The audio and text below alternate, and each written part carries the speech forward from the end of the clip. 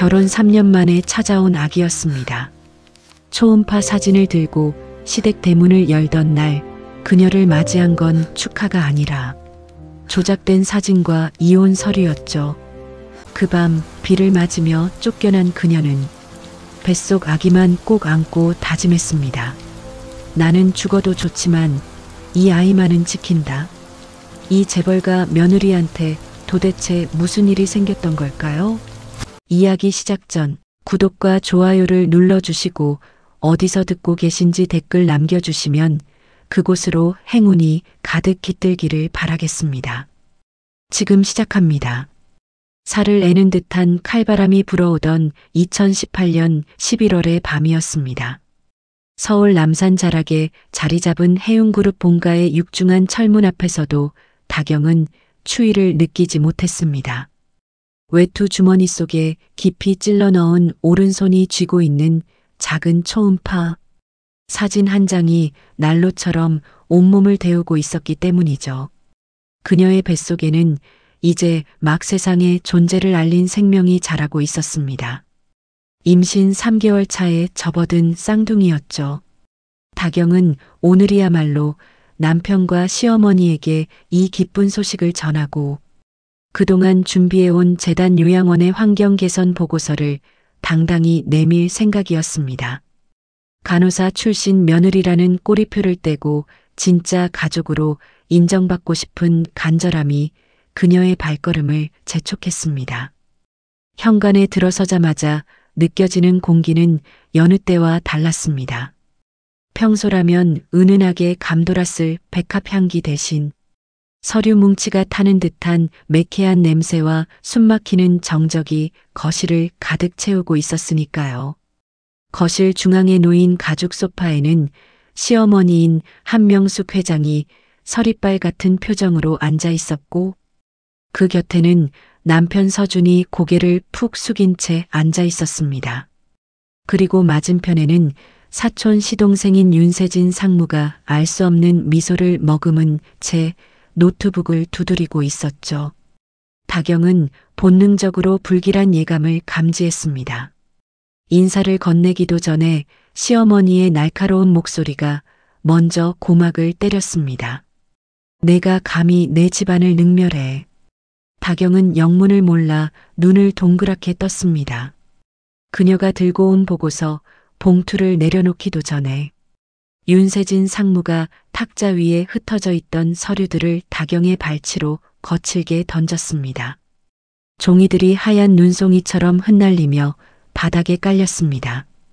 그것은 다경이 한 번도 본 적 없는 해외 계좌 내역서와 경쟁사의 해운그룹의 입찰 정보를 넘겼다는 이메일 사본들이었습니다.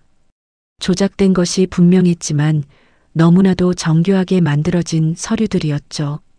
다경은 떨리는 손으로 바닥에 떨어진 종이 한 장을 집어들었습니다. 발신일란에 적힌 것은 분명 다경의 아이디였습니다. 어머님, 이건 오해입니다. 저는 이런 메일을 보낸 적이 없습니다. 맹세코 저는 해윤을 배신한 적이 없어요. 다경의 목소리는 처절하게 떨렸습니다. 억울함에 눈시울이 붉어졌지만 시어머니의 눈빛에는 일말의 자비도 없었습니다. 시어머니는 찻잔을 내려놓으며 경멸 어린 시선으로 다경을 훑어내렸습니다. 천한 것이 들어와서 물을 흐린다 싶더니 결국 돈 몇 푼의 집안을 팔아넘겼다는 비난이 쏟아졌습니다. 다경은 다급하게 남편을 바라보았습니다. 세상 모든 사람이 손가락질해도 단 한 사람 남편 서준만은 그녀를 믿어줄 거라 확신했기 때문입니다. 하지만 서준은 다경의 시선을 피했습니다. 그의 주먹 쥐어진 손이 하얗게 질려 부들부들 떨리고 있는 것이 보였지만 그는 침묵을 택했습니다. 여보, 당신은 알잖아요. 내가 그럴 사람이 아니라는 거 알잖아요.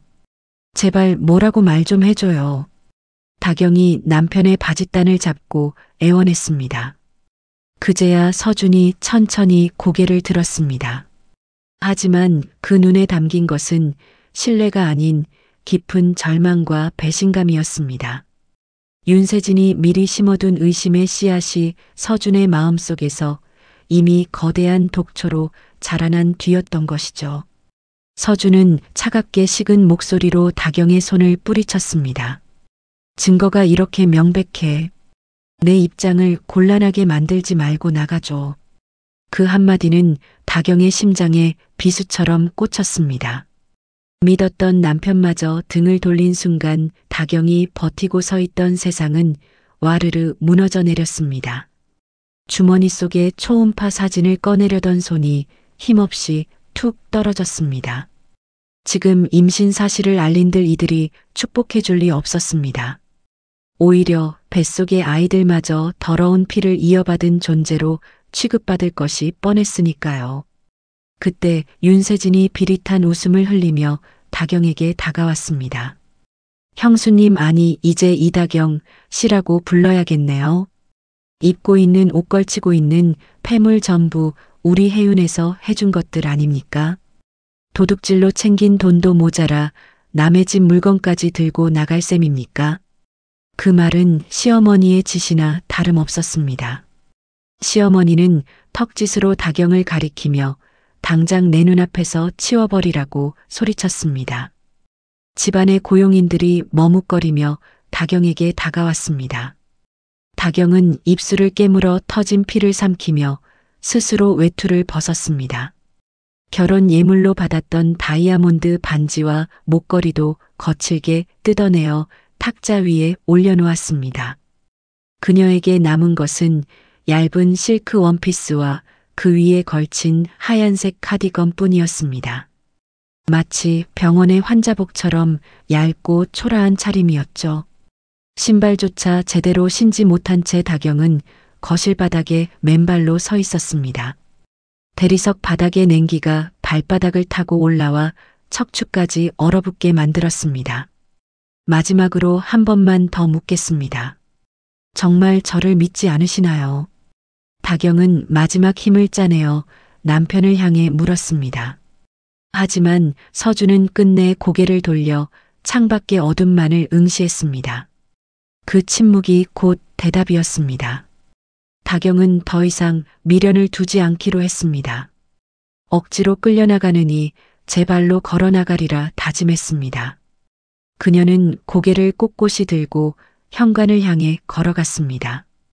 등 뒤에서 시어머니의 독설과 윤세진의 낮은 웃음소리가 들려왔지만 그녀는 뒤돌아보지 않았습니다. 육중한 현관문이 닫히는 소리가 쿵 하고 등 뒤에서 울려 퍼졌습니다. 마치 감옥문이 닫히는 소리처럼 들렸습니다. 저택 밖은 이미 눈보라가 휘몰아치고 있었습니다. 얇은 옷 하나에 의지한 채 다경은 눈 덮인 정원길을 걸어 내려갔습니다. 살을 애는 추위보다 더 시린 것은 가슴속에 뚫린 구멍이었습니다. 발이 푹푹 빠지는 눈길 위를 걸으며 다경은 비틀거렸습니다. 눈물이 볼을 타고 흐르자마자 차갑게 식어버렸습니다. 1시간 전까지만 해도 그녀는 이 집의 며느리였고 사랑받는 아내였으며 축복받을 예비 엄마였습니다. 하지만 지금 그녀는 횡령범이라는 누명을 쓰고 쫓겨난 비참한 여자가 되어 있었습니다. 다경은 무의식적으로 아랫배를 감싸 안았습니다. 뱃속의 아이들만큼은 이 차가운 지옥에서 지켜내야 했습니다. 살아야 한다. 어떻게든 살아서 이 억울함을 밝혀내야 한다는 오기만이 희미해져가는 의식을 붙잡고 있었습니다. 남산의 가파른 언덕길을 내려오는 동안 다경의 맨발은 붉게 얼어붙었고 입술은 보랏빛으로 변해갔습니다. 지나가는 차 한 대 없는 도로 위에서 그녀는 세상에 홀로 버려진 듯한 고립감을 맛보았습니다. 멀리서 들려오는 교회의 종소리가 마치 그녀의 파멸을 알리는 조종처럼 들렸습니다. 그때였습니다. 뱃속에서 미세한 태동 같은 것이 느껴졌습니다. 아직은 너무 이른 시기였지만 다경은 그것이 엄마 제발 포기하지 마세요. 라고 외치는 아이들의 신호라고 믿었습니다. 그래, 엄마가 미안해. 절대 너희들을 포기하지 않을게. 다경은 입김을 호흡 불며 언손을 녹여 배를 문질렀습니다. 해운그룹이라는 거대한 성벽 밖으로 쫓겨난 이 밤은 끝이 아니라 새로운 시작일지도 모른다는 생각이 스쳤습니다. 비록 지금은 가진 것 하나 없이 쫓겨나지만 언젠가는 반드시 저 높은 성벽을 무너뜨리고 당당하게 돌아오겠노라고 다짐했습니다. 눈보라는 더욱 거세져 앞이 보이지 않을 정도였지만 다경의 눈빛만은 어둠 속에서도 형형하게 빛나고 있었습니다. 그녀는 택시를 잡을 돈조차 없었습니다. 지갑도 핸드폰도 모두 저택에 두고 나왔기 때문입니다. 무작정 걷고 또 걸었습니다. 서울역을 향해 걷는 그녀의 뒷모습은 위태로워 보였지만 한편으로는 처절하게 아름다웠습니다. 화려했던 재벌가 며느리의 껍데기를 벗어던지고 야생의 벌판으로 내몰린 어미 늑대처럼 다경은 이를 악물었습니다. 눈발이 굵어지면서 다경의 시야가 점점 흐릿해졌습니다. 체온이 급격히 떨어지면서 다리가 후들거렸습니다. 하지만 그녀는 쓰러질 수 없었습니다. 지금 쓰러지면 뱃속의 시온이와 실화까지 잃게 될 테니까요. 다경은 정신을 잃지 않기 위해 입술을 깨물었습니다. 비릿한 피맛이 입안에 퍼지며 정신이 번쩍 들었습니다. 기억해둬. 오늘 이 추위, 이 멸시, 이 고통을 뼈에 사무치도록 기억해둬. 다경은 마음속으로 수천 번 수만 번 되뇌었습니다. 2018년 11월 17일 해운그룹 본가에서 쫓겨난 그날. 밤의 기억은 훗날 그녀를 일으켜 세우는 가장 강력한 무기가 될 것이었습니다. 저 멀리 서울역의 불빛이 희미하게 보이기 시작했습니다. 다경은 마지막 남은 힘을 짜내어 불빛을 향해 한 발 한 발 내디뎠습니다. 그것은 생존을 위한 처절한 몸부림이었습니다. 덜컹거리는 기차 바퀴 소리가 멈춘 것은 새벽 4시가 조금 넘은 시각이었습니다. 서울역에서 무작정 표를 끊어 올라탔던 마지막 무궁화호 열차는 다경을 이름 모를 남쪽 끝자락의 간이역에 내려놓았습니다. 승강장에 발을 디디자마자 서울보다 더 습하고 차가운 새벽 공기가 훅 끼쳐왔습니다. 다경은 얇은 카디건 자락을 여미며 휘청거리는 다리에 힘을 주었습니다. 해운그룹 본가에서 쫓겨나 꼬박 5시간을 달려오는 동안 그녀는 물 한 모금 마시지 못했습니다. 긴장이 풀린 탓일까요? 참았던 복통이 송곳처럼 아랫배를 찌르기 시작했습니다. 이곳이 어디인지도 모른 채 다경은 불 켜진 대합실을 향해 본능적으로 걸음을 옮겼습니다. 낡은 나무 의자와 석유 난로 냄새가 배어있는 대합실은 텅 비어 있었습니다. 매표소 창구는 굳게 닫혀 있었고 구석에 놓인 자판기 불빛만이 깜빡거리고 있었죠. 다경은 의자에 앉을 힘조차 없어 차가운 테라초 바닥에 주저앉고 말았습니다. 시야가 빙글빙글 돌더니 하얀 천장이 검게 물들기 시작했습니다. 살려주세요. 우리 아가들 좀 살려주세요. 입 밖으로 나오지 못한 비명이 다경의 목구멍을 맴돌았습니다. 의식이 흐려지는 와중에도 그녀는 두 손으로 배를 감싸 안았습니다.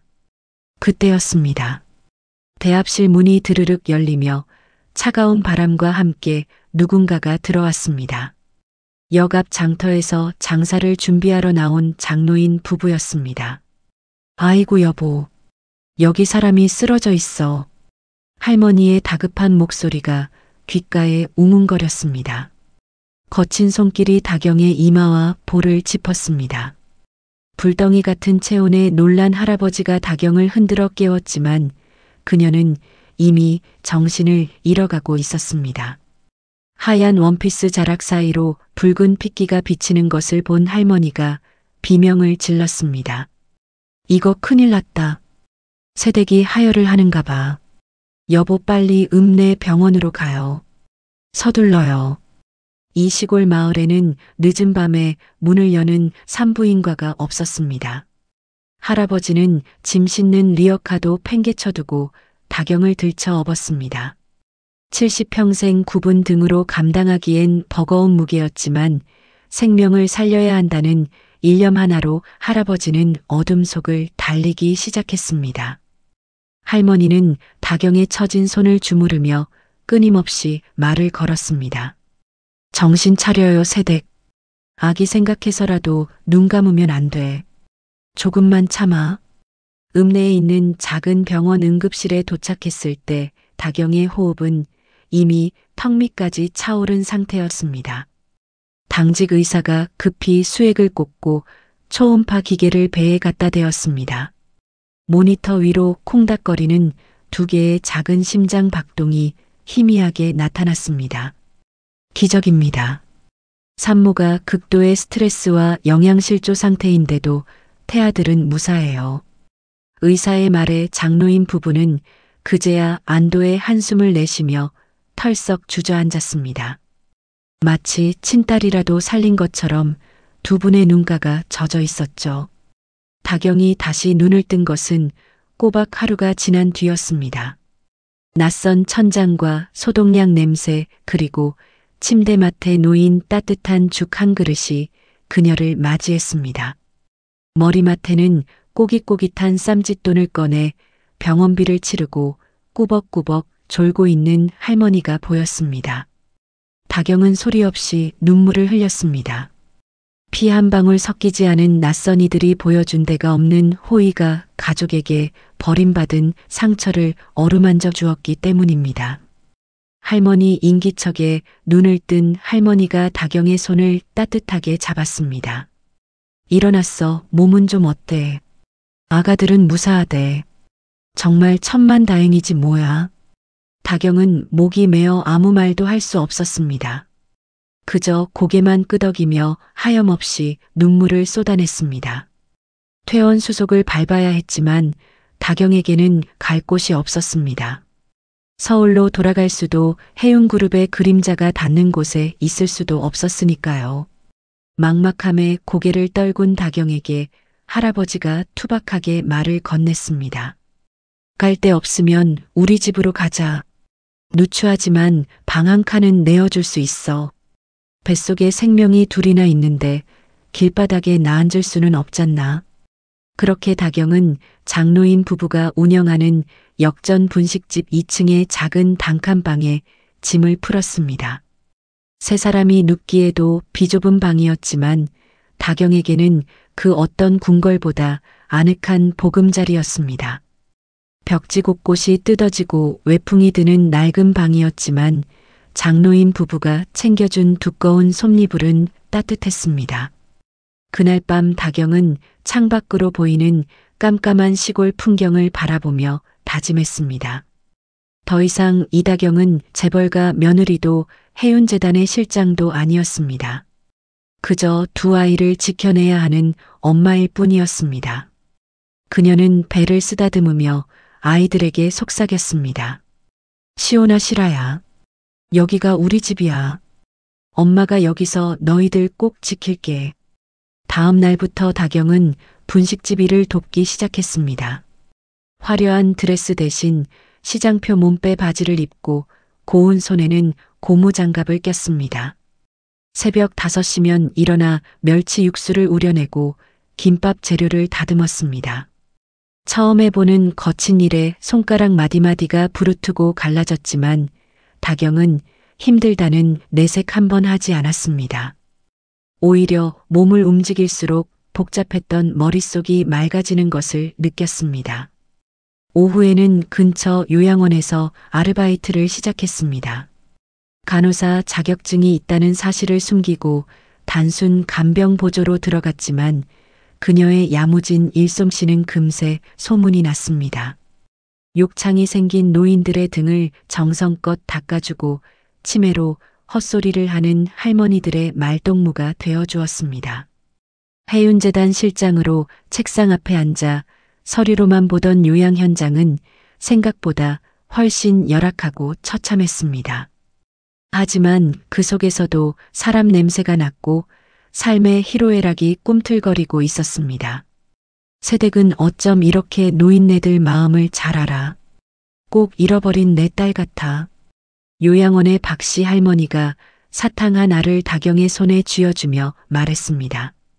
다경은 그 사탕을 주머니 깊숙이 넣으며 희미하게 미소 지었습니다.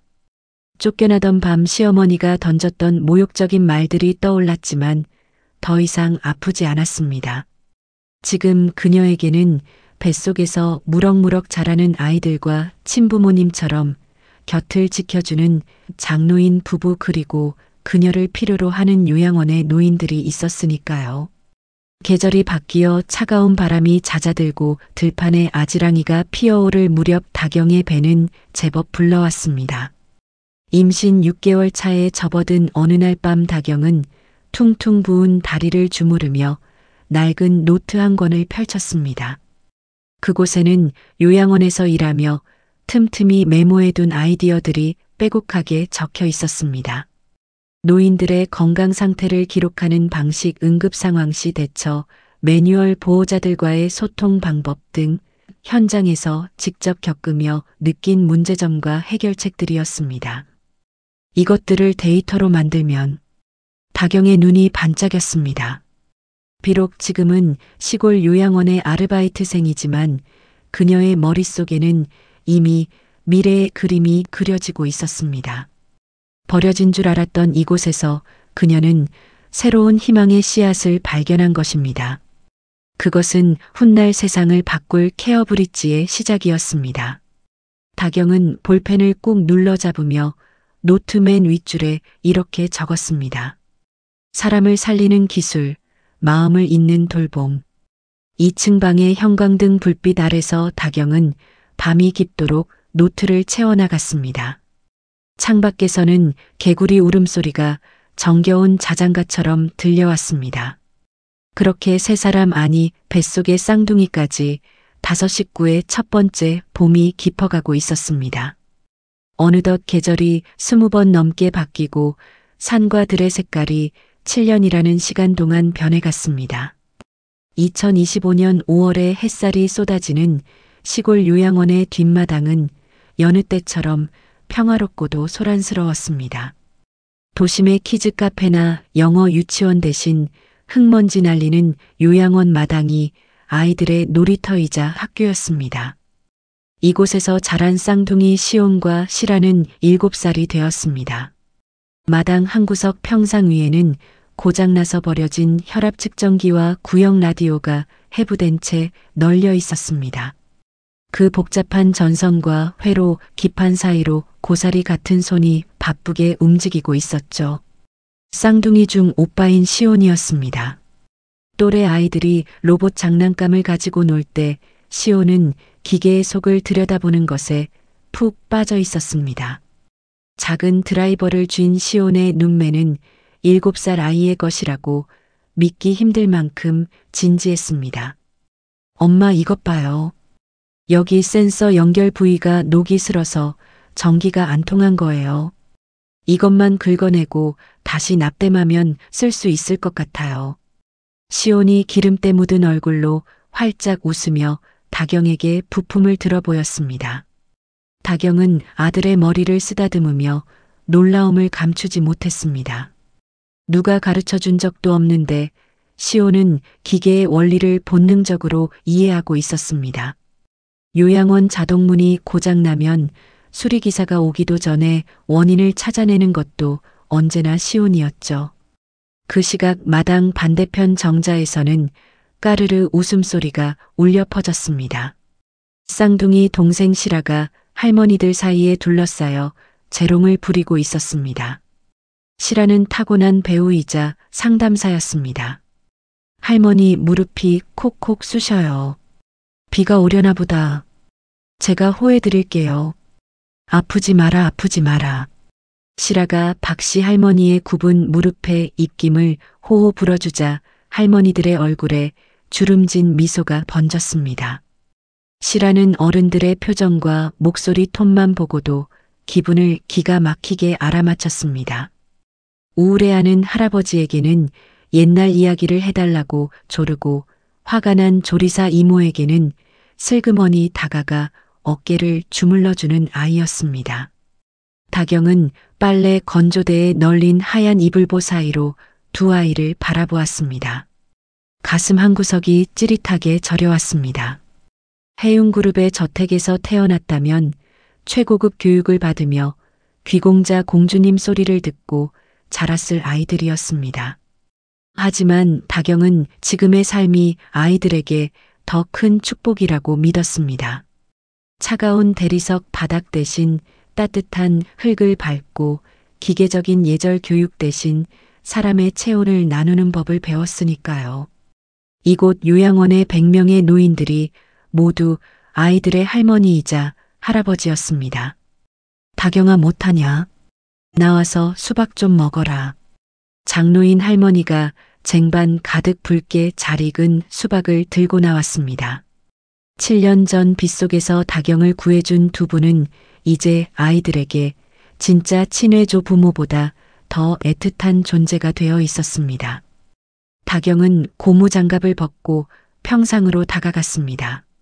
시온과 시라도 하던 일을 멈추고 쪼르르 달려와 할머니 품에 안겼습니다. 할머니, 제가 제일 좋아하는 수박이에요. 씨는 제가 다 발라드릴게요. 시라의 애교에 할아버지는 껄껄 웃으며 아이의 볼을 비볐습니다.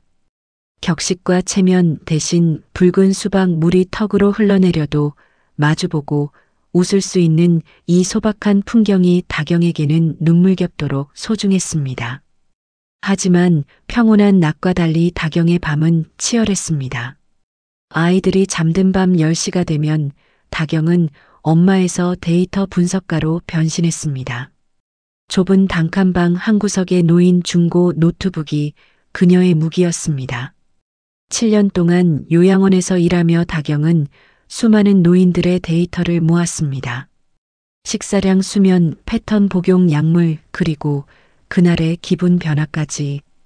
그녀의 노트 수십 권에 빼곡히 적혀있던 기록들은 이제 엑셀과 코딩을 통해 체계적인 데이터로 변환되고 있었습니다. 다경은 화면 속의 그래프를 보며 입술을 깨물었습니다. 요양원의 어르신들이 갑자기 응급실에 실려가는 상황에는 반드시 전조 증상이 있었습니다. 미세한 체온 변화, 식사 속도의 저하, 특정 단어의 반복 사용 같은 아주 사소한 신호들이었죠. 이것을 미리 감지할 수만 있다면 골든타임을 놓치는 일은 없을 것이라고 다경은 확신했습니다. 이건 될 거야. 아니, 되게 해야 해. 다경의 눈이 모니터 불빛을 받아 형형하게 빛났습니다. 그녀가 만들고 있는 것은 단순한 건강관리 앱이 아니었습니다. 멀리 떨어져 사는 자식들이 부모님의 상태를 실시간으로 확인하고 요양보호사들이 놓치기 쉬운 위험 신호를 알람으로 알려주는 통합 케어 플랫폼 케어브릿지의 초기 모델이었습니다. 어느 날 새벽 시온이 부스스한 눈으로 잠에서 깨어 다경의 등 뒤로 다가왔습니다. 엄마, 아직 안 자요. 화면에 숫자가 막 움직이네. 시온이 모니터를 들여다보며 신기한 듯 물었습니다. 다경은 아들을 무릎에 앉히고 화면을 가리켰습니다. 시온아, 이건 그냥 숫자가 아니야. 할머니, 할아버지들이 아프지 않게 지켜주는 마법 주문 같은 거야. 그런데 엄마가 코딩이 좀 서툴러서 자꾸 에러가 나네. 그러자 시온이 작은 손가락으로 키보드를 톡톡 건드렸습니다. 여기 괄호가 빠졌잖아요. 그리고 이 함수는 이렇게 연결해야 더 빠른데. 7살 시온이 고쳐준 코드를 실행하자 거짓말처럼 오류 메시지가 사라지고 그래프가 매끄럽게 그려졌습니다. 다경은 소름이 돋았습니다. 내 아들이 천재일지도 모른다는 생각보다 이 아이의 재능이 날개가 되어줄 거라는 확신이 들었기 때문입니다. 그날 이후 케어브릿지는 모자의 합작품이 되어갔습니다. 다경이 현장의 경험을 설계도로 그리면 시온이 그것을 프로그램으로 구현했고 시라가 옆에서 할머니들이 보기 편한 글씨 크기와 색깔을 골라주었습니다. 세상에서 가장 작고 초라한 방에서 시작된 프로젝트였지만 그 꿈의 크기는 해운타워보다 더 높고 거대했습니다. 그러던 어느 날 요양원에 작은 소동이 일어났습니다. 치매를 앓던 최 씨 할아버지가 밤사이 사라진 것입니다. 직원들이 발을 동동 구르며 온 마을을 뒤졌지만 흔적조차 찾을 수 없었습니다. 그때 다경이 노트북을 열었습니다. 며칠 전 시온이 장난감 드론에 달아둔 위치 추적 센서를 할아버지의 지팡이에 몰래 부착해 두었던 것이 생각났기 때문입니다. 저기에요. 마을 뒷산 입구. 다경과 직원들이 헐레벌떡 뛰어갔을 때 할아버지는 산 입구 바위에 앉아 멍하니 하늘을 보고 계셨습니다. 다경이 달려가 할아버지를 끌어안자 할아버지는 어린 아이처럼 울음을 터뜨렸습니다. 집에 가고 싶어서, 엄마가 보고 싶어서. 다경은 할아버지의 등 뒤에 흐르는 땀을 닦아주며 다짐했습니다. 이 기술로 더 많은 사람을 지키겠노라고. 그리고 언젠가는 이 기술을 들고 당당하게 서울로 올라가 해운그룹이 틀렸음을 증명해 보이겠노라고 말이죠.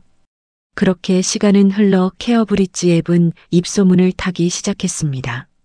처음에는 마을 요양원에서만 쓰이던 것이 읍내의 다른 시설로 그리고 인근 도시로 퍼져나갔습니다. 다경의 이름 대신 닉네임으로 운영되는 개발자 포럼에서는 노인 헬스케어의 혁신이라는 찬사가 쏟아졌습니다. 그리고 운명의 날이 다가오고 있었습니다. 서울 해운그룹 본사 회장실로 보고서 한 장이 올라갔습니다. 지방에서 급부상하고 있는 스타트업 케어브릿지에 대한 분석 보고서였습니다. 서준은 무심코 그 보고서를 집어들었습니다. 대표자 이름이 가려진 그 서류가 7년 전 자신이 내친 아내와 아이들이 만든 기적이라는 사실을 꿈에도 모른 채 말이죠. 다경은 요양원 옥상에 올라가 서울 쪽 하늘을 바라보았습니다. 노을이 붉게 물든 하늘 아래서 그녀의 눈빛은 7년 전 그날 밤의 도끼 어린 눈빛과는 달랐습니다. 훨씬 더 단단하고 깊어진 눈빛이었습니다. 바람이 불어와 그녀의 머리카락을 흩트려 놓았습니다. 이제 준비는 끝났습니다. 시골 요양원의 작은 단칸방에서 시작된 불씨는 바람을 타고 거대한 들불처럼 번져나갔습니다. 2026년 가을 다경이 만든 케어브릿지는 더 이상 동네 요양원만의 전유물이 아니었습니다. 그것은 전국의 독거노인과 요양시설을 잇는 생명줄이자 대한민국 실버 헬스케어 시장을 뒤흔든 태풍의 눈이 되어 있었죠. 케어브릿지의 사무실은 더 이상 장노인 부부의 분식집 2층이 아니었습니다. 읍내에 마련한 번듯한 공유 오피스, 비록 크지는 않았지만 대표 이다경이라는 문패가 걸린 진짜 회사가 된 것입니다. 사무실 한쪽 벽면에는 사람을 살리는 기술이라는 사원이 큼지막하게 붙어 있었고 그 아래에는 직원들이 바쁘게 키보드를 두드리는 소리가 경쾌한 리듬처럼 울려 퍼졌습니다. 이 모든 기적의 시작은 아주 사소한 사건이었습니다. 옆 마을에 혼자 사시는 김씨 할머니가 쓰러지기 직전 케어브릿지 앱이 보낸 위험신호 알람 덕분에 요양보호사가 골든타임을 지킬 수 있었던 일화가 뉴스에 보도된 것이었죠. 그 후로 전국 각지의 지자체와 복지재단에서 문의 전화가 빗발쳤습니다. 하지만 이 성공의 1등 공신은 따로 있었습니다. 바로 8살이 된 쌍둥이 시온과 실아였습니다. 학교가 파하면 아이들은 참새처럼 사무실로 달려와 제 몫을 해냈습니다. 시온은 서버실이라 불리는 작은 창고 방에 틀어박혀 어른 개발자들도 혀를 내두를 만한 코드를 짜고 있었습니다. 엄마, 데이터 전송 속도가 0.5초 느려졌어요. 서버 부하가 걸린 것 같은데 제가 트래픽 분산 알고리즘을 좀 수정해 볼게요. 시온이 모니터 2개를 번갈아 보며 진지하게 말했습니다. 고사리 같은 손가락이 키보드 위를 날아다니는 모습을 볼 때마다 다경은 경이로움을 느꼈습니다. 시온에게 코딩은 언어이자 장난감이었고 세상을 이해하는 방식이었습니다. 반면 시라는 사무실 소파에 앉아 할머니 고객들과 영상 통화를 하며 UX, 즉 사용자 경험을 디자인하고 있었습니다. 할머니, 글씨가 너무 작아서 안 보여요? 그럼 이만큼 키워드릴까요? 그리고 빨간색 버튼은 무섭죠? 제가 따뜻한 주황색으로 바꿔달라고 오빠한테 말할게요. 시라는 노인들이 앱을 사용하며 느끼는 불편함과 두려움을 본능적으로 캐치했습니다. 기술적인 완성도가 시온의 몫이라면 그 기술에 온기를 불어넣는 것은 시라의 몫이었죠. 덕분에 케어브릿지는 노인들이 가장 쓰기 편한 앱이라는 찬사를 받으며 승승장구했습니다. 어느 날 늦은 밤 야근을 하던 다경은 책상 위에 엎드려 잠든 아이들을 바라보았습니다. 세상 모르고 잠든 천사 같은 얼굴들을 보자 가슴 한구석이 욱신거렸습니다. 아빠의 부재를 한 번도 묻지 않는 조숙한 아이들. 그 침묵이 다경에게는 더 큰 아픔으로 다가왔습니다.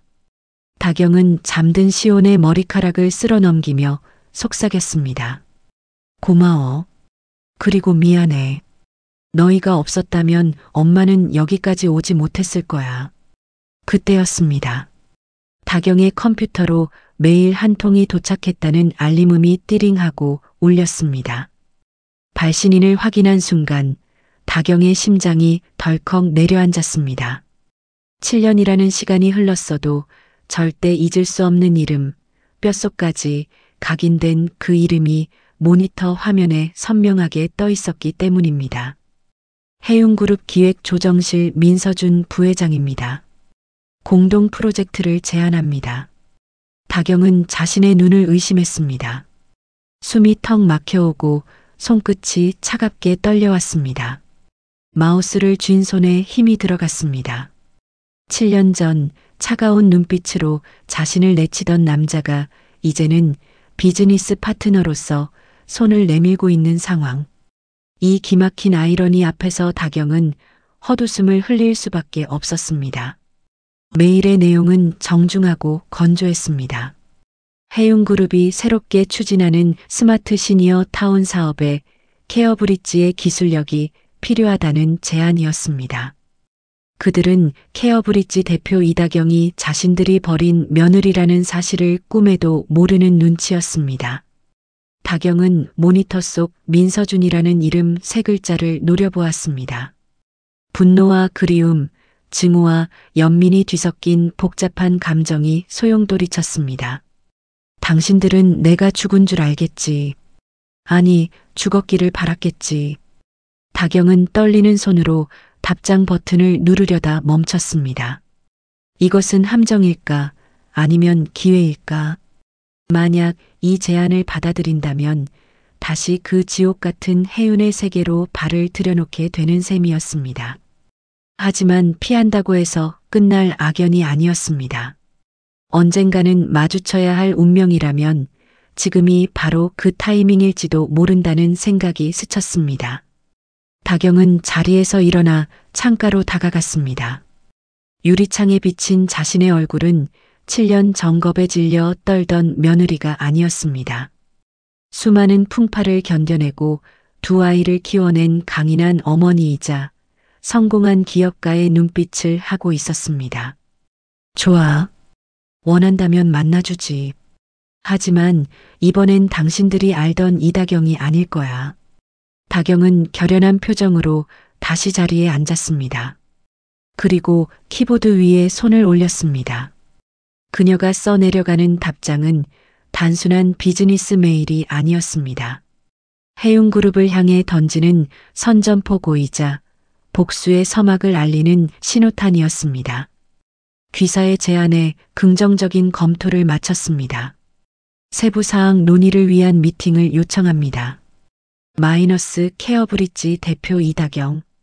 전송 버튼을 누르는 다경의 손가락에는 더 이상 망설임이 없었습니다. 메일이 전송됨과 동시에 멈춰있던 운명의 수레바퀴가 다시 거칠게 돌아가기 시작했습니다. 며칠 후 서울행 KTX에 몸을 싣는 다경의 곁에는 시온과 시라가 함께였습니다. 아이들을 떼어놓고 가려 했지만 엄마 혼자 호랑이 굴에 보낼 수 없다며 고집을 피운 탓이었습니다. 엄마, 걱정 마세요. 우리가 있잖아요. 서울 가서 맛있는 것도 먹고 그 해운그룹인가 뭔가 하는 회사도 구경해요. 시라가 다경의 손을 꼭 잡으며 씩씩하게 말했습니다. 시온은 창밖을 보며 말없이 태블릿 PC를 두드리고 있었습니다. 그 태블릿 속에는 이미 해운그룹의 계열사 구조와 재무 상태, 그리고 최근의 뉴스 기사들이 빼곡하게 저장되어 있었습니다. 7살 꼬마의 장난감이라기엔 너무나 위험하고 치명적인 데이터들이었죠. 기차가 한강 철교를 건널 때쯤 멀리 솟아있는 해운타워의 위용이 눈에 들어왔습니다. 대한민국 경제를 움직이는 거대한 성, 저곳 꼭대기에 민서준, 그리고 시어머니와 윤세진이 살고 있었습니다. 다경은 깊은 숨을 들이마시며 아이들의 어깨를 감싸 안았습니다. 이제 시작이야. 엄마는 절대로 지지 않아. 서울역 플랫폼에 내리는 세 사람의 뒷모습은 비장했습니다. 7년 전 쫓겨나던 그 초라한 행색은 온데간데없고 세련된 정장 차림의 다경과 똑똑해 보이는 두 아이의 등장은 주변 사람들의 시선을 사로잡기에 충분했습니다. 역사를 빠져나가는 그들의 발걸음 소리가 마치 해운그룹을 향해 진군하는 군대의 북소리처럼 당당하게 울려 퍼졌습니다. 서울의 스카이라인을 찌를 듯 솟아있는 해운타워 앞에 선 다경은 잠시 현기증을 느꼈습니다. 7년 전 비참하게 쫓겨나 뒤도 돌아보지 않고 떠났던 그곳에 제 발로 다시 서게 될 줄은 꿈에도 몰랐으니까요. 올려다본 건물의 유리는 늦가을의 햇살을 받아 번쩍이고 있었지만 다경에게는 그 빛이 거대한 짐승의 이빨처럼 서늘하게 느껴졌습니다. 그녀는 무의식적으로 재킷의 옷깃을 여미며 옆에 선 아이들을 확인했습니다. 긴장하지 마. 우린 당당한 비즈니스 파트너로 온 거야. 다경은 스스로에게 주문을 걸 듯 속삭였지만 정작 긴장한 사람은 그녀뿐인 듯 했습니다. 시온은 목에 건 사원증을 만지작거리며 건물의 보안 게이트를 유심히 관찰하고 있었고, 시라는 로비 중앙에 놓인 거대한 조형물이 신기한 듯 눈을 반짝이고 있었죠. 엄마, 저기 게이트 통과할 때 적외선 센서가 상단 30도 각도로 찍혀요. 보안 등급이 꽤 높은데 직원용이랑 방문객용 서버가 분리되어 있을까요? 시온이 태블릿 PC를 켜며 중얼거렸습니다. 7살 아이의 입에서 나올 소리가 아니었기에 지나가던 보안 요원이 의아한 눈초리로 쳐다보았지만 시온은 아랑곳하지 않았습니다. 다경은 아이들의 손을 꼭 잡고 회전문을 통과했습니다. 대리석 바닥에 닿는 구두굽 소리가 유난히 크게 울렸습니다. 약속 시간은 오후 2시였습니다. 안내 데스크 직원의 안내를 받아 20층 회의실로 올라가는 엘리베이터 안에서 다경의 심장은 터질 듯 요동쳤습니다. 하지만 거울에 비친 그녀의 얼굴은 차갑게 가라앉아 있었습니다. 엄마, 우린 어디로 가요? 회의는 어른들만 하는 거라면서요. 시라가 다경의 소매를 잡아당기며 물었습니다. 다경은 미리 생각해둔 대로 아이들을 타일렀습니다. 엄마가 회의하는 동안 너희는 3층에 있는 어린이 재활센터 도서관에 가 있어. 거기엔 재미있는 책도 많고 게임기도 있다고 했어. 회의 끝나면 바로 데리러 갈게. 절대 다른 곳으로 가면 안 돼. 알았지. 아이들은 고개를 끄덕였습니다. 엘리베이터가 3층에 멈추고 아이들이 내리는 뒷모습을 보며 다경은 문이 닫힐 때까지 손을 흔들어 주었습니다. 하지만 문이 닫히자마자 시온과 시라의 눈빛이 장난꾸러기에서 요원으로 돌변했습니다. 오빠, 작전 시작이야. 시라가 비장하게 말하자 시온이 태블릿 화면을 빠르게 넘겼습니다. 오케이. 엄마가 미팅하는 회의실은 보안 레벨이 높아서 해킹이 어려워. 대신 이 건물의 메인 데이터가 모이는 곳은 지하 서버실이랑 여기 3층 센터장실이야. 내가 네트워크 우회로를 찾을 테니까 너는 망을 봐. 두 아이는 도서관으로 가는 척하다가 슬그머니 비상구 쪽으로 방향을 틀었습니다. 시온의 목표는 단순했습니다. 해운그룹이 요양병원을 운영하며 환자들에게 청구하는 비용 구조 그 속에 숨겨진 꼼수를 찾아내는 것이었죠. 시골 요양원에서 엄마를 도우며 익힌 데이터 분석 능력은 이미 전문가 수준을 넘어서고 있었습니다. 한편 복도를 걷던 시온은 벽에 붙은 층별 안내도를 보며 고개를 갸웃거렸습니다. 이상하다. VIP 병동이랑 일반 병동의 약제 공급 라인이 왜 다르지? 같은 약을 쓸 텐데 코드명이 달라. 시온이 태블릿에 무언가를 입력하며 걸음을 재촉하던 그때였습니다. 코너를 돌다가 맞은편에서 걸어오던 누군가의 다리에 쿵 하고 부딪히고 말았습니다. 아구구. 충격에 엉덩방아를 찧은 시라가 엄살을 피우며 주저앉았습니다. 시온도 놀라 걸음을 멈췄죠. 부딪힌 남자는 꽤 큰 키에 딱 떨어지는 짙은 네이비색 슈트를 입고 있었습니다. 뒤따르던 수행 비서들이 놀라 달려 나오려 했지만 남자가 손을 들어 제지했습니다. 괜찮니? 다치지 않았어. 남자는 한쪽 무릎을 꿇고 시라와 눈높이를 맞췄습니다. 낮고 부드러운 목소리였지만 어딘가 깊은 우물이 있는 듯한 쓸쓸함이 배어 있었습니다. 그 남자는 바로 민서준이었습니다. 7년 전 자신의 아이들을 뱃속에 품은 아내를 내쳤던 그 남자였죠. 서준은 눈앞의 아이들을 보며 묘한 기시감을 느꼈습니다. 분명 처음 보는 아이들인데 가슴 한구석이 찌릿하게 저려오는 느낌을 받았기 때문입니다. 죄송합니다, 아저씨. 제가 딴 생각하느라 앞을 못 봤어요. 시온이 꾸벅 고개를 숙이며 사과했습니다. 서준은 시온의 얼굴을 빤히 쳐다보았습니다. 날카로운 눈매와 앙다문 입술이 어릴 적 자신의 모습과 너무나 닮아 있었기 때문입니다. 서준은 홀린 듯 손을 뻗어 시온의 어깨에 묻은 먼지를 털어주었습니다. 아니야. 아저씨도 딴 생각을 하느라 너희를 못 봤구나. 그런데 보호자는 어디 계시니? 여기는 아이들이 함부로 다니면 위험한 곳인데.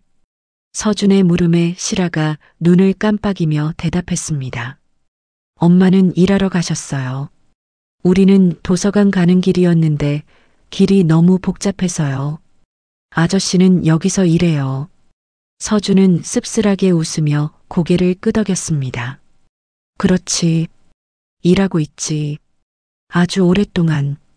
그때 시라가 불쑥 서준의 손등을 작은 손으로 덮었습니다. 시라 특유의 사람의 마음을 읽는 능력이 발동한 것입니다. 아저씨 슬픈 일이 있어요. 눈이 꼭 울고 난 사람처럼 축축해요. 우리 할머니가 그랬어요. 슬플 때는 사탕을 먹으면 된대요. 시라는 주머니에서 꼬깃꼬깃한 포도 맛사탕 하나를 꺼내 서준의 손에 쥐어주었습니다. 서준은 멍하니 사탕을 내려다보았습니다. 재벌가 부회장으로 살면서 수많은 청탁과 뇌물을 받아봤지만 이런 순수한 위로는 처음이었습니다. 가슴속에 굳게 닫혀있던 빗장이 덜컥거리며 흔들렸습니다. 고맙다. 정말 고마워. 서준이 아이들의 머리를 쓰다듬으려는 순간 비서실장이 다급하게 다가와 귓속말을 했습니다. 부회장님, 케어브릿지 대표님이 도착하셨습니다. 회의실로 이동하셔야 합니다. 서준은 아쉬운 듯 자리에서 일어났습니다. 조심해서 다니렴. 다음에 또 볼 수 있으면 좋겠구나. 서준이 멀어지는 뒷모습을 보며 시온은 태블릿 화면을 다시 켰습니다. 방금 부딪히는 짧은 순간 시온은 서준의 사원증에 내장된 NFC 태그를 스캔하는 데 성공했습니다.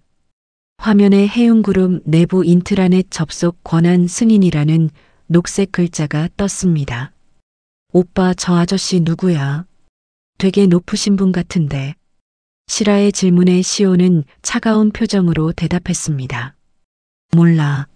하지만 우리한테 아주 중요한 정보를 줄 사람인 건 확실해. 가자. 이제 진짜 비밀을 캘 시간이야. 한편 20층 대회의실 문이 열리고 다경이 들어섰습니다. 긴 테이블 맞은편에는 시어머니 한명숙 회장과 윤세진 상무 그리고 방금 도착한 민서준이 앉아 있었습니다. 7년 만에 재회였습니다. 공기는 팽팽하게 당겨진 활시위처럼 긴장감으로 가득 찼습니다. 어서 오세요, 이다경 대표님. 아니, 재수 씨라고 불러야 하나? 윤세진이 비릿한 미소를 지으며 먼저 말을 걸어왔습니다. 다경은 흔들리지 않았습니다. 그녀는 또렷한 눈빛으로 윤세진을 지나쳐 민서준의 눈을 똑바로 응시했습니다. 서준의 동공이 지진이 난 듯 흔들리고 있었습니다. 죽은 줄 알았던 아내, 아니 자신이 버렸던 여자가 성공한 사업가가 되어 눈앞에 나타난 충격은 그를 얼어붙게 만들기에 충분했습니다. 반갑습니다. 케어브릿지 대표 이다경입니다. 사적인 호칭은 삼가주셨으면 합니다. 오늘은 비즈니스를 하러 온 것이니까요. 다경의 목소리는 서늘하고 단호했습니다. 그녀는 자리에 앉으며 서류 가방에서 두툼한 제안서를 꺼내 테이블 위에 던지듯 올려놓았습니다. 해운그룹이 제안하신 스마트 시니어 타운 프로젝트 검토해 보았습니다. 겉보기엔 화려하더군요. 하지만 그 속에 숨겨진 데이터 독점 조항은 수정하셔야 할 겁니다. 저희는 환자들의 데이터를 팔아넘길 생각이 없거든요. 한명숙 회장의 눈썹이 꿈틀거렸습니다. 7년 전 쫓겨나던 날 벌벌 떨며 울던 며느리의 모습은 온데간데 없었습니다. 지금 눈앞에 있는 여자는 대등한 아니 오히려 주도권을 쥐고 흔드는 맹수와 같았습니다. 건방지구나. 감히 누구 앞에서 훈수를 두는 게냐. 시어머니의 호통에도 다경은 눈 하나 깜짝하지 않았습니다. 회장님, 시대가 변했습니다. 기술을 가진 쪽이 갑입니다. 해운의 자본이 탐나서 온 게 아닙니다. 해운이 가진 인프라가 저희 기술과 만났을 때 살릴 수 있는 환자들을 위해 온 겁니다. 회의실 안에는 정적만이 감돌았습니다. 서준은 넋을 잃고 다경을 바라보았습니다. 그녀의 당당함에 압도되면서도 가슴 한쪽이 아려왔습니다. 자신이 지키지 못한 여자가 홀로 저렇게 강해지기까지 겪었을 고통의 시간이 짐작되었기 때문입니다. 그 시각 3층 서버실 앞. 시온은 서준의 사원증 코드를 이용해 잠겨있던 서버실 문을 열었습니다. 윙윙거리는 서버의 소음 속에서 시온은 능숙하게 메인 컴퓨터에 접속했습니다. 그리고 해운그룹이 꽁꽁 숨겨두었던 1급 비밀 폴더를 찾아냈습니다. 찾았다. 요양급여 부당 청구 내역.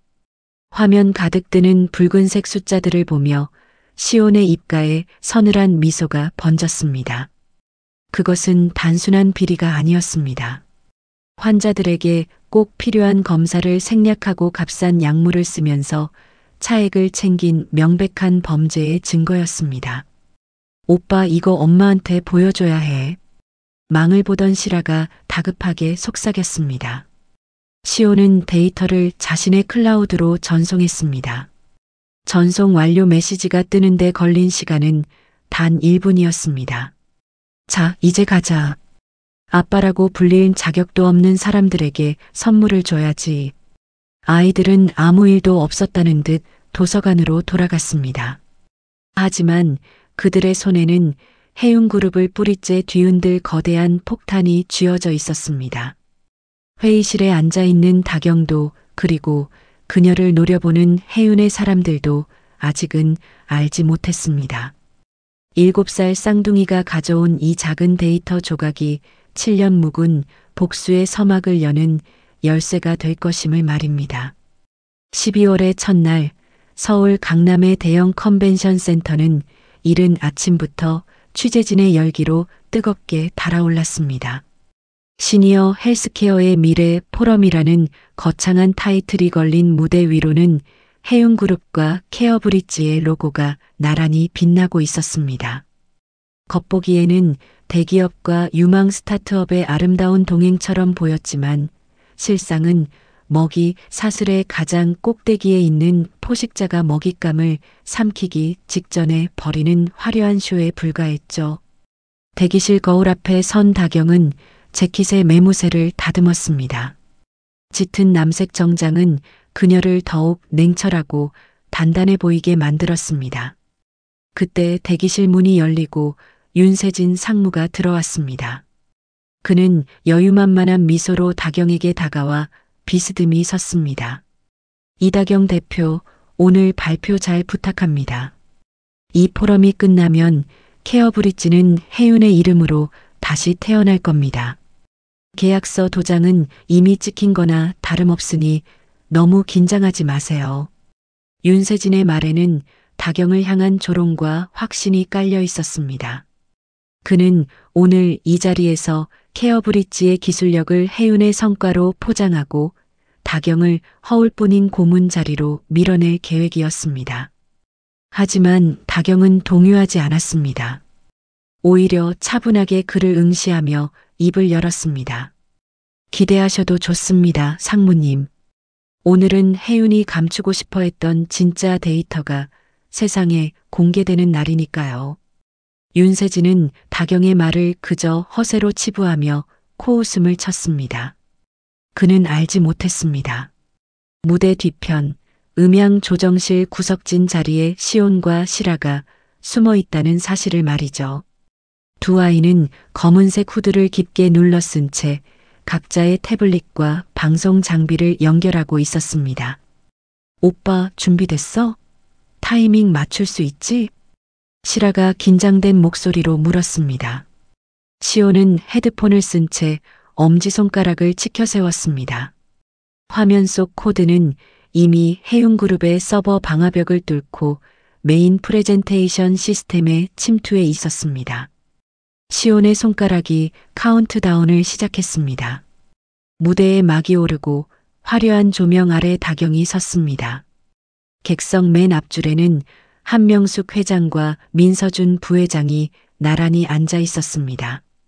한 회장은 팔짱을 낀 채 다경을 노려보고 있었고 서준은 복잡한 눈빛으로 그녀를 응시했습니다. 다경은 마이크를 잡고 침착하게 발표를 시작했습니다. 안녕하십니까? 케어브릿지 대표 이다경입니다. 오늘 저는 기술이 어떻게 사람을 살리는지 그리고 데이터가 어떻게 진실을 말하는지에 대해 이야기하려 합니다. 다경의 손짓에 맞춰 대형 스크린에 케어브릿지의 성장 과정과 노인들의 건강 지표 변화 그래프가 떠올랐습니다. 청중들의 감탄이 쏟아졌습니다. 그때였습니다. 다경이 의미심장한 미소를 지으며 말을 이었습니다. 하지만 저희가 현장에서 수집한 데이터는 충격적인 진실 또한 담고 있었습니다. 지금부터 보여드릴 것은 해운그룹이 운영하는 요양병원들의 민낯입니다. 그 순간 시온이 엔터키를 눌렀습니다. 웅장했던 배경음악이 뚝 끊기고 화면 가득 붉은색 경고창이 떴습니다. 윤세진이 당황하여 벌떡 일어났지만 이미 스크린은 통제 불능 상태였습니다. 화면에는 해운 VIP 병동 vs 일반 병동 약물 투여 비교라는 제목의 차트가 나타났습니다. 이것은 지난 3년간의 실제 환자 데이터입니다. 해운은 고액을 지불하는 VIP 환자들에게는 고가의 수입 영양제를 과다 투여하고 일반 병동의 환자들에게는 필수적인 검사조차 누락시키는 패턴을 보여왔습니다. 심지어 사망에 이른 환자들의 차트를 조작해 의료과실을 은폐한 정황까지 여기 담겨 있습니다. 객석이 술렁이기 시작했습니다. 기자들의 카메라 플래시가 미친 듯이 터졌습니다. 한명숙 회장의 얼굴이 흑빛으로 변했고 윤세진은 직원들에게 소리를 지르며 방송실로 뛰어가라고 지시했습니다. 하지만 다경의 폭로는 멈추지 않았습니다. 더 놀라운 것은 환자들의 목소리입니다. 이번에는 실아의 차례였습니다. 실아가 준비해둔 영상 파일이 재생되었습니다. 화면 가득 주름진 노인들의 얼굴이 클로즈업 되었습니다. 그들은 이름 모를 시골 요양원에서 다경의 도움을 받았던, 그리고 과거 해운병원에서 쫓겨나거나 방치되었던 피해자들이었습니다. 돈 없다고 나가라고 했어. 아파서 숨도 못 쉬는데 보호자가 없다고 검사도 안 해줬어. 해운병원에서 준 약을 먹고 속이 다 뒤집어졌는데 그냥 노인네라 그렇다고만 했지. 떨리는 노인들의 목소리가 스피커를 타고 장내에 울려 퍼졌습니다. 그것은 어떤 통계보다 강력한 증거였습니다. 사람들의 시선이 한명숙 회장과 민서준에게 쏠렸습니다. 서준은 망치로 머리를 맞은 듯 멍한 표정으로 스크린을 바라보았습니다. 자신이 결제했던 서류들, 그 숫자, 뒤에 숨겨진 추악한 진실을 마주한 것입니다. 방송실 문을 부수고 들어오려는 보안 요원들의 소리가 들리자 시온과 실아는 재빠르게 뒷문으로 빠져나갔습니다. 아이들은 비상계단을 내려가며 하이파이브를 했습니다. 성공이야 오빠. 저 사람들 표정 봤어? 실아가 흥분해서 속삭였습니다. 시온도 씩 웃으며 태블릿을 가방에 넣었습니다. 아직 끝이 아니야. 이 데이터는 지금 전국의 언론사와 검찰청 서버로 동시에 전송되고 있으니까. 무대 위 아수라장이 된 현장 한가운데서 다경은 홀로 꼿꼿이 서 있었습니다. 그녀는 마이크를 내려놓고 한명숙 회장 앞으로 걸어갔습니다. 7년 전 무릎 꿇고 빌었던 그 며느리는 이제 없었습니다. 다경은 싸늘하게 굳은 시어머니를 내려다보며 나지막이, 그러나 분명하게 말했습니다. 이것이 당신들이 말하던 품격입니까? 돈으로 생명을 저울질하는 것이 해운의 방식이라면 저는 그 방식을 무너뜨리러 왔습니다. 한 회장은 분노로 입술을 떨었지만 쏟아지는 카메라 세례 때문에 감히 소리를 지르지 못했습니다. 그때 침묵을 지키던 서준이 천천히 자리에서 일어났습니다. 그의 시선은 어머니도 윤세진도 아닌 오직 다경에게 고정되어 있었습니다. 그 눈빛에는 충격과 후회, 그리고 설명할 수 없는 감정이 뒤섞여 있었습니다. 다경아, 이게 전부 사실이니? 서준의 떨리는 목소리에 다경은 차갑게 돌아섰습니다. 사실인지 아닌지는 당신이 직접 확인해. 당신이 외면했던 7년 동안 당신 아들이 찾아낸 진실이니까. 아들. 서준의 눈이 커졌습니다. 다경은 더 이상 대답하지 않고 혼란스러운 포럼장을 빠져나갔습니다. 그녀의 뒤로 윤세진이 고래고래 소리를 지르며 해명하려 애쓰는 모습이 보였지만 이미 대세는 기울어진 뒤였습니다. 다경이 대기실 복도로 나오자 비상구 쪽에 숨어있던 시온과 실아가 달려와 품에 안겼습니다. 다경은 떨리는 손으로 아이들을 꽉 끌어안았습니다. 두려움과 통쾌함이 교차하는 순간이었습니다. 엄마, 우리 잘했죠? 시온이 고개를 들며 물었습니다.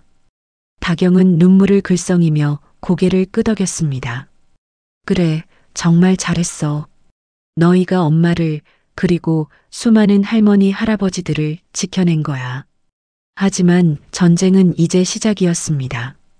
해운그룹은 결코 이대로 무너지지 않을 거대 권력이었습니다. 분명 더 악랄하고 치졸한 방법으로 반격해 올 터였습니다. 다경은 아이들의 손을 잡고 결연한 표정으로 주차장을 향했습니다. 등 뒤에서 사이렌 소리가 들려오고 있었습니다. 7년 전 쫓겨났던 그 겨울밤과 달리 이번에는 그녀가 세상을 향해 거대한 파문을 던진 밤이었습니다. 포럼장에서의 폭로가 있었던지 사흘이 지난 12월의 어느 늦은 오후였습니다.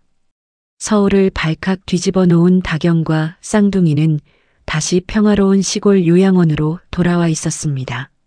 하지만 그 평화는 폭풍 전야의 고요함에 불과했죠. 해운그룹 법무팀이 보낸 내용 증명이 요양원 마당에 눈송이처럼 쌓이고 있었으니까요. 그들은 요양원 건물의 일부가 불법 증축되었다는 구실을 붙여 당장 철거하지 않으면 강제 집행을 하겠다고 으름장을 놓았습니다. 말이 좋아 법적 절차지 그것은 명백한 보복이자 폭력이었습니다.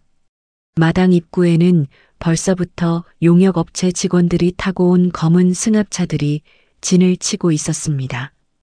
험상궂은 사내들이 쇠파이프를 땅에 끌며 위협적인 소리를 내자 요양원의 할머니 할아버지들은 겁에 질려 방 안에서 나오지도 못한 채 떨고 계셨습니다. 다경은 입술을 꽉 깨물며 현관 앞을 가로막고 섰습니다. 그녀의 뒤에는 잔뜩 겁을 먹은 시온과 시라 그리고 평생을 바쳐 일군 터전을 잃을까 노심초사하는 장로인 부부가 서 있었습니다. 비키세요. 우린 법대로 집행하는 겁니다. 용역 반장이 껌을 짝짝 씹으며 다경을 밀치려 했습니다. 다경은 휘청거리면서도 물러서지 않았습니다. 법이요. 당신들이 말하는 법이 힘없는 노인들을 한겨울에 길바닥으로 내쫓는 겁니까? 절대 못 비켜요. 내 시체 위를 넘어가기 전엔 한 발짝도 못 들어옵니다. 그때 검은 세단 한 대가 흙먼지를 일으키며 요양원 마당으로 들어왔습니다. 차 문이 열리고 윤세진 상무가 구두 굽소리를 요란하게 내며 내렸습니다. 그는 포럼에서의 망신을 갚아주겠다는 듯 도끼 어린 눈으로 요양원 건물을 훑어보았습니다. 재수 씨 아니 이다경 대표. 좋은 말로 할 때 비키지 그래요. 어머님 지시입니다. 해윤의 이미지를 망친 대가는 톡톡히 치러야지. 이 낡아빠진 건물 하나 미는 건 일도 아니거든. 윤세진이 손짓하자 대기하고 있던 포크레인 한 대가 굉음을 내며 시동을 걸었습니다. 거대한 굴삭기 팔이 하늘로 솟구치자 시라가 비명을 지르며 다경의 허리춤에 얼굴을 파묻었습니다. 엄마 무서워요. 우리 집 부서지는 거야. 시온이 동생의 어깨를 감싸 안으며 윤세진을 노려보았지만 7살 아이가 감당하기엔 너무나 거대하고 무자비한 폭력이었습니다. 다경은 아이들을 등 뒤로 감추며 절규했습니다. 윤세진 당신이 사람이니 여긴 아이들이 사는 곳이야. 아픈 어르신들이 계신 곳이라고. 윤세진은 비릿한 웃음을 흘릴 뿐이었습니다. 그러게 누가 감히 해윤을 건드리래. 밀어버려. 그의 명령이 떨어지자 포크레인이 요양원 현관을 향해 돌진하기 시작했습니다. 쾅하는 소리와 함께 화단이 박살나고 흙더미가 튀어올랐습니다. 다경은 아이들을 끌어안고 눈을 질끈 감았습니다. 모든 게 끝났다고 생각한 그 순간이었습니다. 기익. 고막을 찢는 듯한 타이어 마찰음과 함께 또 다른 차가 포크레인 앞을 가로막았습니다. 흙먼지 속에서 차 문을 박차고 나온 사람은 민서준이었습니다. 그는 숨 돌릴 틈도 없이 포크레인 앞을 몸으로 막아섰습니다. 7년 전 쫓겨나는 아내를 외면하고 등 돌렸던 그 비겁했던 남자가 아니었습니다. 그의 눈은 분노로 이글거리고 있었습니다. 당장 멈춰. 서준의 고함 소리가 요양원 마당을 쩌렁쩌렁 울렸습니다. 윤세진이 당황한 표정으로 소리쳤습니다. 형 아니 부회장님. 이게 무슨 짓입니까? 어머님 허락 다 받은 일입니다. 비키세요. 서준은 윤세진을 향해 성큼성큼 걸어갔습니다. 그리고 다짜고짜 그의 멱살을 잡았습니다. 평생 점잖은 도련님으로 살아온 서준이 처음으로 보여주는 야수 같은 모습이었습니다. 누구 마음대로 내 가족을 건드려. 가족이라는 단어에 다경의 심장이 쿵 하고 내려앉았습니다. 서준은 거칠게 숨을 몰아쉬며 멱살 잡은 손을 풀지 않았습니다. 가족이라니요. 형 미쳤어. 저 여자는 우리 집안을 망친 배신자야. 그리고 저 애들은 그 입 다물어. 서준의 주먹이 윤세진의 얼굴에 장렬했습니다. 억하고 쓰러진 윤세진을 뒤로 한 채 서준은 포크레인 기사를 향해 돌아섰습니다. 내 몸부터 밀어버려라.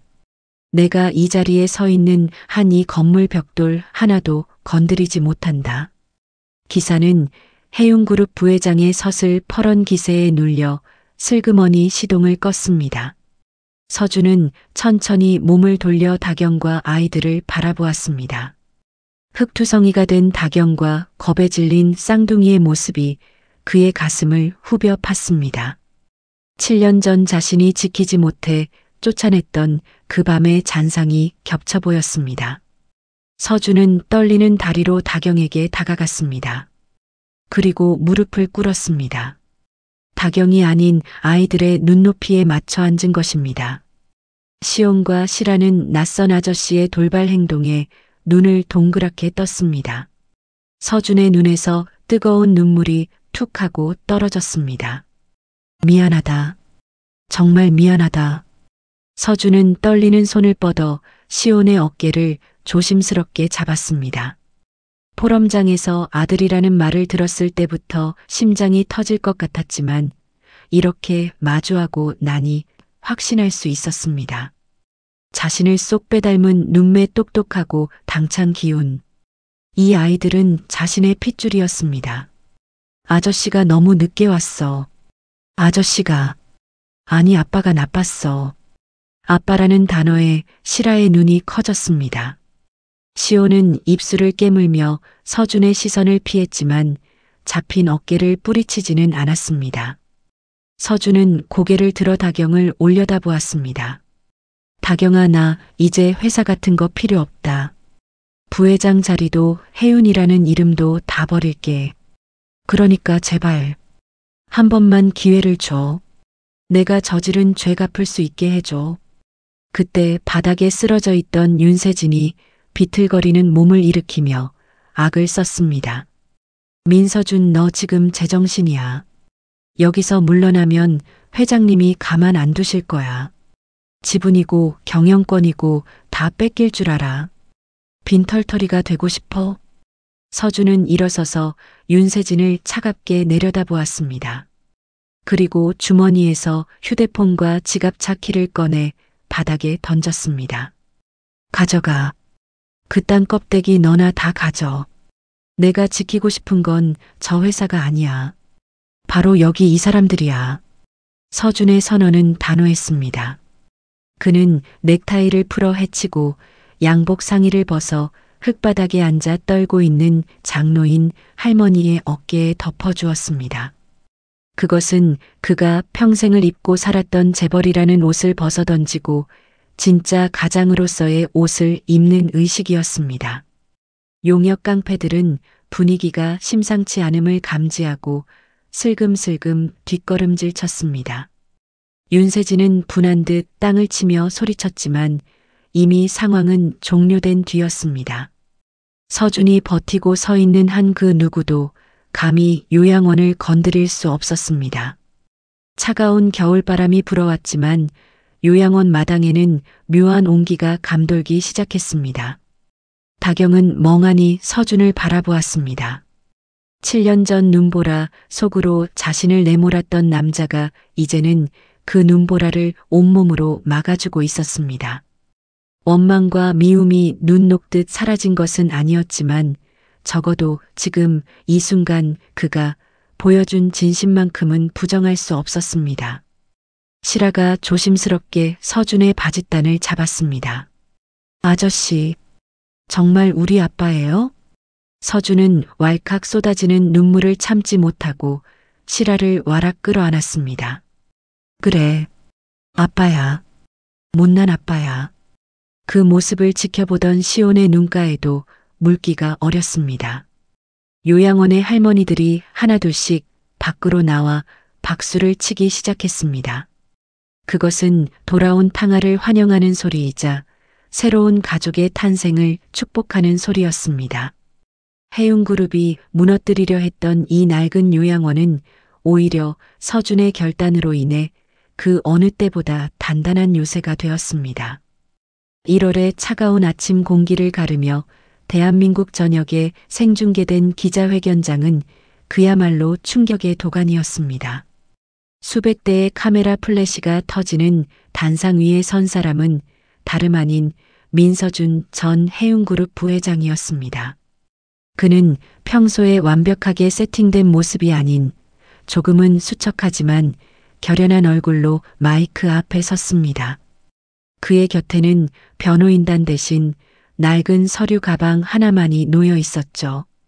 그것은 7년 전 아내 다경이 억울하게 누명을 쓰고 쫓겨날 때 조작되었던 바로 그 문건들의 원본이 담긴 가방이었습니다. 존경하는 국민 여러분, 그리고 해운의 주주 여러분. 저는 오늘 해운그룹 부회장이 아닌 한 여자의 남편이자 두 아이의 아버지로서 이 자리에 섰습니다. 서준의 목소리는 떨리고 있었지만 그 울림은 깊고 단단했습니다. 그는 7년 전 자신의 어머니 한명숙 회장과 사촌 윤세진이 꾸몄던 비열한 음모를 낱낱이 밝혔습니다. 며느리를 내쫓기 위해 조작된 이메일, 요양원 비리 누명, 그리고 최근 케어브릿지를 향한 무자비한 협박까지 모든 진실이 그의 입을 통해 세상에 공개되었습니다. 저는 그 당시 어리석게도 가족이라는 이름 뒤에 숨은 추악한 진실을 보지 못했습니다. 아내를 믿지 못했고 제 핏줄인 아이들의 존재조차 몰랐습니다. 그 죄책감과 후회는 평생 제가 짊어지고 갈 멍에입니다.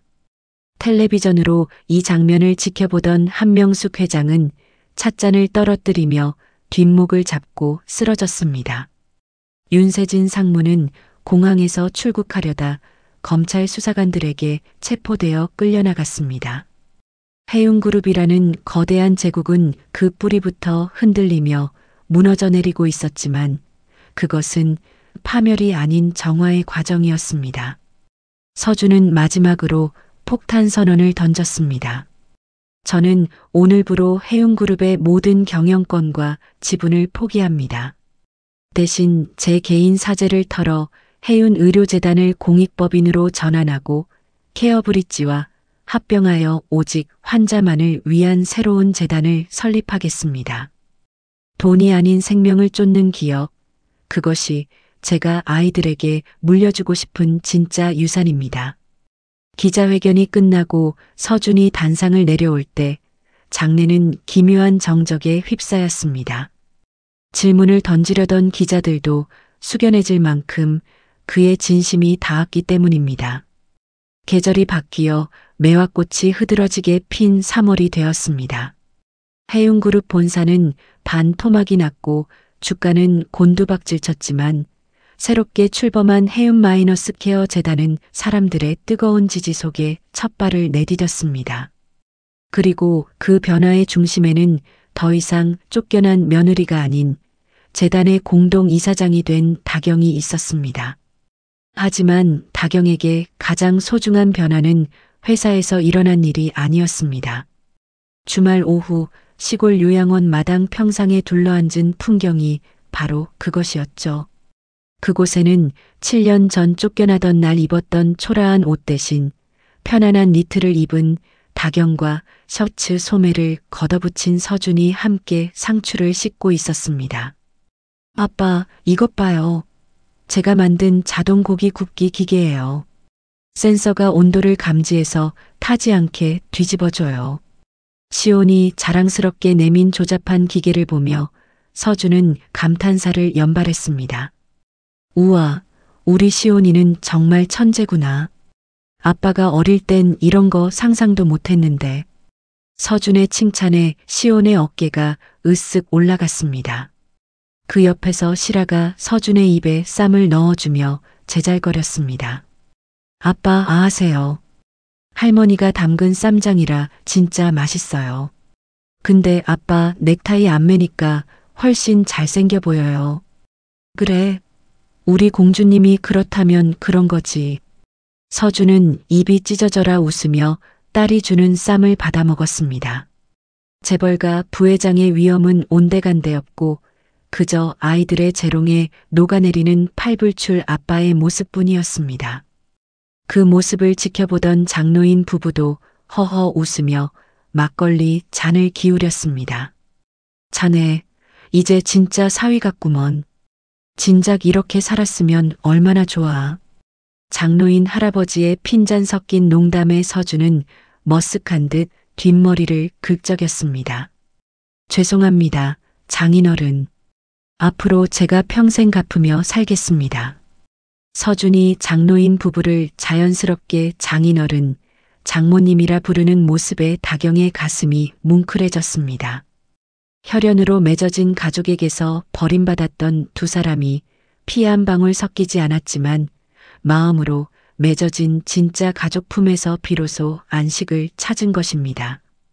노을이 붉게 물들기 시작하자 마당 가득 고소한 삼겹살 냄새와 사람들의 웃음소리가 어우러졌습니다. 다경은 잠시 일손을 놓고 그 평화로운 풍경을 눈에 담았습니다. 7년 전 차가운 눈보라 속을 홀로 걸으며 다짐했던 복수는 이런 모습이 아니었습니다. 상대를 무너뜨리고 짓밟는 것이 아니라 이렇게 보란 듯이 행복해지는 것, 무너진 폐허 위에서 더 단단한 사랑을 쌓아 올리는 것이야말로 진정한 승리이자 복수였음을 다경은 이제 깨달았습니다. 여보, 뭐해? 얼른 와서 앉아. 고기 식겠다. 서준이 다경을 부르며 손짓했습니다. 여보라는 호칭이 더 이상 어색하지 않고 가슴 따뜻하게 들려왔습니다. 다경은 환하게 웃으며 고개를 끄덕였습니다. 가요. 다경이 평상으로 다가가자 시온과 실아가 엄마 자리라며 가운데를 비워주었습니다. 네 식구, 아니 장노인 부부까지 6식구가 둘러앉은 밥상은 그 어떤 호텔의 만찬보다 화려하고 풍성했습니다. 해운 저택의 높고 차가운 담벼락은 무너졌지만 그 자리에는 가족이라는 이름의 따뜻하고 튼튼한 울타리가 새로 세워졌습니다. 바람이 불어도 비가 와도 절대 무너지지 않을 사랑의 집이었습니다. 시골 요양원의 낡은 간판 위로 따스한 봄 햇살이 축복처럼 쏟아져 내리고 있었습니다. 차가운 복수 대신 뜨거운 용서를, 화려한 성공보다는 소박한 행복을 택한 이들의 이야기. 긴 겨울을 지나 마침내 진정한 봄을 맞이한 해운 가족의 내일은 오늘보다 더 따뜻할 것입니다. 오늘 여러분의 곁에 있는 소중한 가족에게 따뜻한 말 한마디 댓글에 건네보시는 건 어떨까요? 여러분 가정에 늘 행복과 평안이 가득하기를 바랍니다. 오늘도 건강한 하루 보내세요. 감사합니다.